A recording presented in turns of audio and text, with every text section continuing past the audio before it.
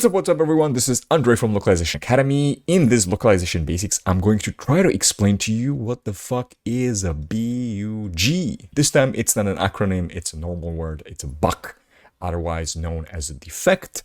So what is a bug or defect? It's an issue, something that has creeped into our localized product that is not a good thing, that we don't want the users to experience. It's basically something that's very bad and we should, in most cases, do something about it. So how do bugs happen actually?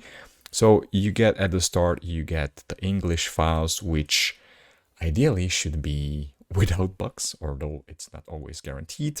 And then you do this beautiful thing called localization. And at the end, you spit out some localized files, which can have some issues.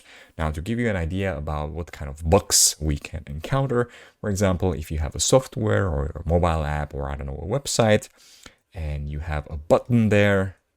So this is the button which says OK.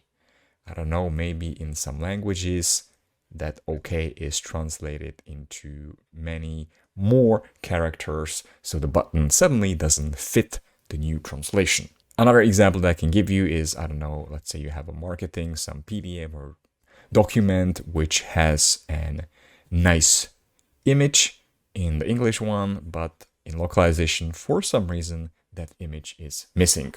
So typically the bugs are detected by testers, QA testers, whose sole purpose is to go through the localized things and maybe compare it to the English one and see what is different, what stands out, whether the localized version works, if it's a software and so on.